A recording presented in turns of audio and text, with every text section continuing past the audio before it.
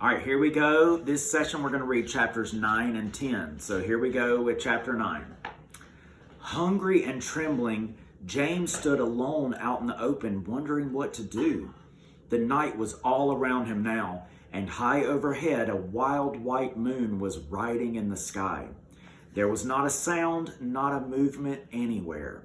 Most people, and especially small children, are often quite scared of being out of doors alone in the moonlight. Everything is so deadly quiet, and the shadows are so long and black, and they keep turning into strange shapes that seem to move as you look at them. And the slightest little snap of a twig makes you jump. James felt exactly like that now. He stared straight ahead with large, frightened eyes, hardly daring to breathe. Not far away, in the middle of the garden, he could see the giant peach towering over everything else. Surely it was even bigger tonight than ever before. And what a dazzling sight it was. The moonlight was shining and glinting on its great curving sides, turning them to crystal and silver. It looked like a tremendous silver ball there lying in the grass, silent, mysterious, and wonderful. And then all at once, little shivers of excitement started running over the skin on James's back. Something else, he told himself.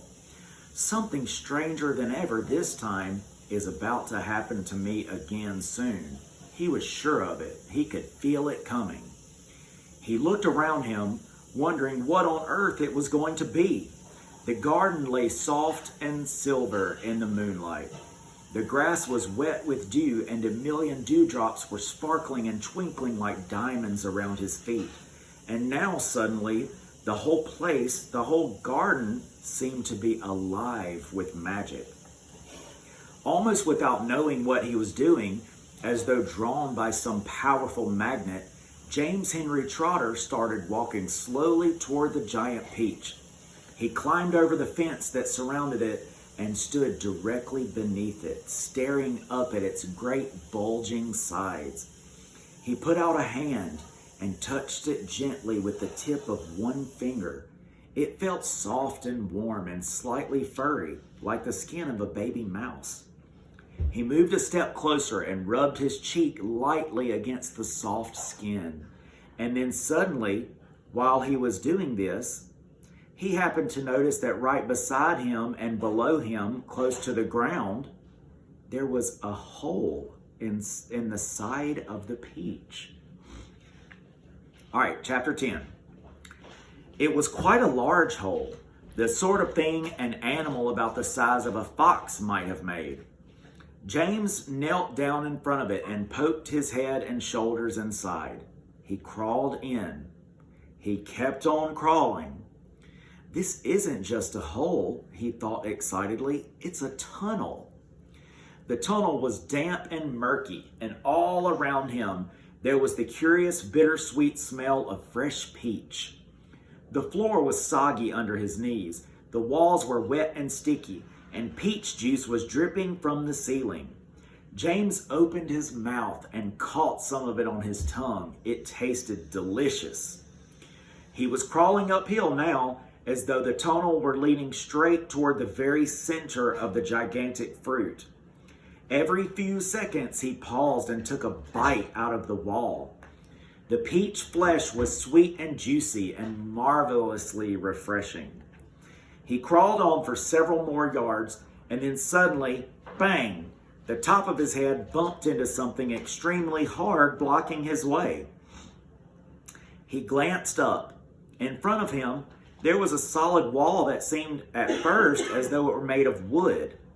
He touched it with his fingers. It certainly felt like wood, except that it was very jagged and full of deep grooves. "Good heavens," he said, "I know what this is. I've come to the stone in the middle of the peach." Then he noticed that there was a small door cut into the face of the peach stone. He gave it a push. It swung open. He crawled through it, and before he had time to glance up and see where he was, he heard a voice saying, "Look who's here!" And another voice said, "We've been waiting for you." James stopped and stared at the speakers, his face white with horror. He started to stand up, but his knees were shaking so much he had to sit down again on the floor. He glanced behind him, thinking he could bolt back into the tunnel the way he had come, but the doorway had disappeared. There was now only a solid brown wall behind him. That's the end of chapter 10. So let's talk about our questions. Once again, think of a name for these chapters, chapters 9 and 10. What would you name them? Chapter 9, think about, describe how James was feeling outside in the moonlight. How was James feeling outside by himself? Chapter 10, what was this chapter mostly about? See if you can describe what chapter 10 was about in just one sentence.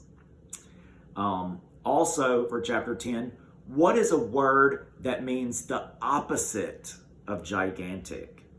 What word means the opposite of gigantic? All right, thanks for listening. We'll be back with chapter 11 and 12.